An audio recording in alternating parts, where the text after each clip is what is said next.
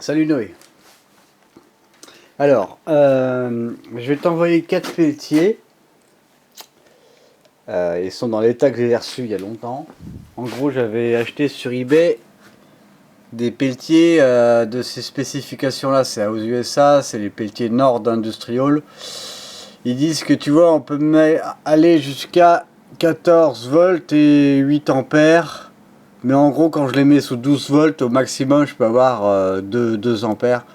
Donc ils sont peut-être beaucoup moins performants qu'avant parce que la résistance interne a dû augmenter, que c'est des vieux trucs. Donc si ça t'intéresse, je peux t'envoyer cette fiche là. Je vais retrouver. Bon, on s'en fout. Ouais, parce que c'était ces trucs là. Ah, c'est trop vieux, c'était de 2010 quoi. Bon bref, on s'en fout. Je vais te montrer que ça marche. Alors là, j'ai un générateur 12 volts. Donc plus moins. Alors les pelletiers ont un sens pour les connecter. C'est-à-dire que si tu mets le plus ici ou le moins là, et inversement, tu auras une phase qui sera très chaude et une phase qui sera très froide. Il faut impérativement que tu refroidisses la phase qui va être chaude. Sinon le truc, si tu laisses trop longtemps, il va brûler quoi. Donc tu n'auras pas ce waterblock, mais tu auras des waterblocks comme ça. Donc tu fais gaffe sur ces waterblocks là, c'est que là tu as une face qui est ronde, parce qu'elle a été usinée, soudée, et l'autre face où tu dois mettre tes waterblocks, c'est celle-là, elle est parfaitement plane. Donc voilà, quand j'en prends un, je le pose dessus, il sera parfaitement plat. Alors que si tu mets de l'autre côté, tu verras, il sera bombé et il sera pas parfaitement collé. Alors je te conseille d'en mettre au maximum 2 par waterblock, sinon ça va à 3, ça fait... bah, ça risque d'être limite 3, ouais ça peut passer 3, on s'en fout. Avant de mettre tes pelletiers sur le waterblock, il faut absolument que tu mettes de la pâte thermique. Donc je t'en envoie un petit peu, ça te suffira amplement, c'est de la vieille pâte thermique, ça suffira. T'en mets un peu sur ton doigt, tu badigeonnes au doigt, t'en mets un peu sur le pelletier en dessous. Donc dans ce sens-là, cette face-là c'est sur le waterblock. Hop, tu le fais comme ça et ensuite on connecte au jus. Tiens, démonstration de puissance, donc là... je connecte le moins, donc là il y a 0, vu que... On va connecter le truc, là je le mets en 12 volts, donc 12 volts, donc il n'y a pas d'ampérage que j'ai pas connecté l'autre pin, enfin l'autre ici, donc alors normalement si je dis pas de conneries, si je mets le plus ici et le moins là, j'ai bien ma face froide dessus, alors je vais regarder vite fait, en mettant mon doigt pour voir si ça crame. Donc c'est bon, là ça fait du froid. Donc là je connecte.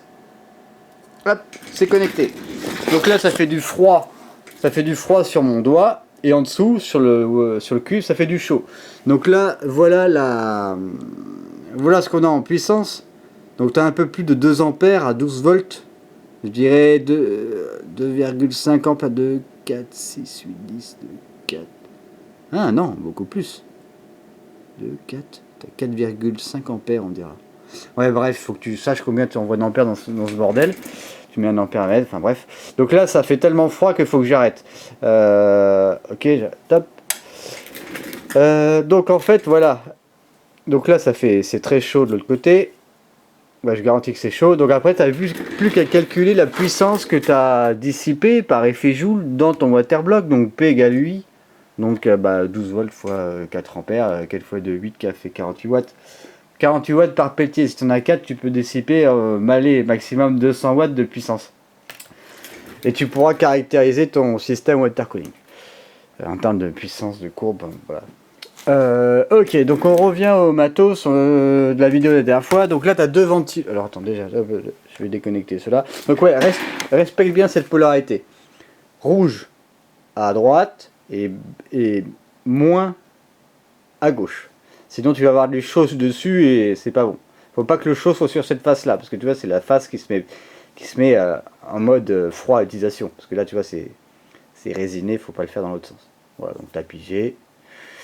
Ok, donc ça c'est bon, donc je t'envoie les 4 pelletiers, un peu de pâte thermique et je t'envoie 2 waterblocks comme ça en alu. Je les utiliserai jamais si ça peut te servir. Oui, les ventilos, alors je t'ai mis donc 2 ventilos qui vont s'adapter sur le radiateur. Je vais te les visser dedans, ok, mais je te montre que ça marche quand même. Alors hop, hop. Donc hop, ils sont là. J'allume mon alimentation. Que je fasse pas de conneries avant de faire mes tests. Faut pas que les pales s'entrechoquent. Donc je peux les mettre comme ça en sécurité, ça va pas manger. Donc je te montre que ça marche avant de t'envoyer du, du matos qui marche pas. Donc très simplement c'est du 12 volts. Hein. Ils peuvent fonctionner plus bas en vitesse, tu peux les réguler en PWM, mais je vois pas l'intérêt, autant avoir la même dissipation. Donc là rouge sur rouge, donc plus. Alors ils sont sensibles à la polarité, si tu inverses ça marchera pas parce que tu as des diodes. Putain, ouais, là je fais avec une main, c'est un peu le bordel. Ah, pourquoi je me fais chier avec ça en fait. Hop, hop, hop. Tiens, on fout ça là-dedans. Voilà. Et le plus, si j'arrive à toucher. Donc tu vois, ça tourne, il n'y a pas de problème, il n'y a pas d'arnaque. De toute façon, je suis un scientifique, j'ai pas le temps d'arnaquer les gens. Et voilà. Allez, donc ça c'est bon. Maintenant, ce qu'on va faire, donc, je t'enverrai aussi donc, les deux ventilos, il n'y a pas de souci. Le water cooling. Alors le water cooling, comme j'ai dit tout à l'heure, t'as la pompe. Alors cette pompe, en fait, elle a jamais tourné, elle est neuve, hein, parce que j'ai jamais eu le temps de les... Bon, bref, c'est notre histoire, on s'en fout. Donc oublie pas le système de pompage de la pompe. C'est-à-dire que là, c'est l'eau qui arrive de ce côté-là, donc elle doit être constamment en eau. Il ne faut jamais faire tourner une pompe à vide, c'est-à-dire avec de l'air. Sinon tu vas pas la flinguer, mais elle va vraiment pas aimer. Ensuite, le refoulement, c'est ici. Donc là, ça, je vais pas te le filer parce que ça, tu auras ton indicateur de débit. Ça, c'est juste pour te montrer que ça fonctionne et que ça tourne, que l'eau circule. Les petits tuyaux, je vais te filer tous ceux qui sont là, plus 1 mètre de rab ou 2 pour que tu te fasses plaisir avec tes expériences. Donc là, j'ai nettoyé le radiateur, donc tu verras que il a vécu un petit peu, mais il n'est pas percé, il est étanche. J'ai vu que la peinture qui a pris un coup, quoi, parce que j'ai dû le peindre il y a longtemps. Titi, non. Tu attends. Voilà, donc bon, voilà, ça marchera très bien. Donc voilà. Donc pour connecter le radiateur donc au water cooling. Alors je sais pas si tu vois bien, mais ce que j'ai mis c'est des raccords rapides. Donc c'est les raccords, on va dire low cost du water cooling, mais qui sont quand même très fiables. Low cost pourquoi? Parce qu'ils sont en plastique, alors que les raccords water cooling sont en métal. Comme cela, donc bon, je vais pas t'envoyer du matos high tech parce que je sais que tu l'utiliseras qu'une fois peut-être, et puis ça te permet de baisser un peu la facture. Donc pour connecter ces raccords là, tu prends un tuyau, tu vérifies que tu es quand même bien droit en extrémité du tuyau, donc là il est à peu près coupé bien droit, parce que s'il est coupé en biais ça sera pas... Non, allez, faut mettre le camp, allez tout. Donc bon, on s'en fout du sens. Donc tu le mets dans le raccord. Et tu le mets dans le raccord et tu as juste à pousser jusqu'à ce que tu entendes un petit clic. Voilà, donc là il est bon. Ensuite, si tu veux le retirer, tu pourras pas le retirer. Faut pas forcer comme un âne. Voilà, donc l'autre partie du tuyau. Ouais, donc ouais, mon truc il a chier. Alors pourquoi je me fais chier avec cette disposition? C'est parce que c'était pour avoir le petit réservoir en haut en termes de gravitaire. Parce qu'en fait, je peux pas t'expliquer, mais un système de water cooling peut être fermé. Mais pour le lancement, il faut absolument que la gravité nous aide à envoyer le fluide dans la pompe, par gravité. Parce que sinon, il faut avoir recours à des pompes immergées dans un bassin d'eau. Et là, c'est une pompe externe, elle n'est pas immergeable. Voilà, on n'a pas de système water cooling à pompe immergée, sauf les pompes avec réservoir intégré, comme ici, tu vois. Là, c'est une pompe avec réservoir intégré. Là, c'est mon PC, là, tu vois, j'ai un petit indicateur de flux. Voilà, mais bon. Comme là, j'ai une pompe externe, ça marchera aussi. Donc là je vais connecter l'autre raccord qui est là. Bon alors attends, je vais poser la cam pour faire ça propre. Alors ouais, il me manque un support là, c'est pour ça que ça ne marche pas. Ah non, c'est juste pour te montrer, de toute façon on avait déjà tout vu la dernière fois. Voilà. Ok, donc là je viens de connecter mon tuyau qui est là. Je vais te montrer comment lancer le démarrage de ça. Donc il n'y a plus d'eau dans le circuit. Il reste juste un petit bout en contrebas, mais il n'y a plus d'eau. Tu vois, j'ai vidé le réservoir. Donc tu as un petit bouchon que tu peux mettre sur le réservoir.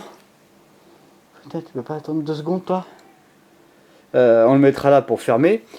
Pense aussi que tu peux mettre une petite sonde de température. Hein. Tu peux ouvrir pour avoir la température de l'eau, mais ta sonde de... Non, le débitmètre, il fait aussi sonde de température. Ok, alors pour lancer le truc, on va le faire en live avec une seule main. Donc c'est quoi ce board? Ah oui, alors ça c'est le PWM. Ah oui, donc voilà. Donc le PWM, c'est que la pompe, on devait moduler sa tension, sa puissance en fait, pour avoir un débit variable. Et pour faire ça, pour régler sa puissance, c'est le module PWM là qui est là, un petit truc simple. Donc comme la dernière fois, Power moins, Power plus, c'est le 12 volts de l'alimentation générale qu'on envoie dessus. Et M plus, M moins, ça va être la pompe qui est alimentée. Donc c'est un peu le bordel au niveau des câbles, parce que mon frère a fait de la merde, mais on s'en fout, ça marche. Je devrais pas trop foutre le bordel. Donc ce que je vais faire, c'est que je vais réduire la vitesse de la pompe au minimum. Je mets à 0 de ce côté-là. Voilà, je sais que c'est à 0. J'ai même entendu le clic comme ça, c'est éteint. Ça, je vais le connecter. Putain, arrête. Fous-moi le camp. Non, c'est pas l'heure. Oui, qu'est-ce qu'il m'a fait? Oui, il a dû respecter, j'espère.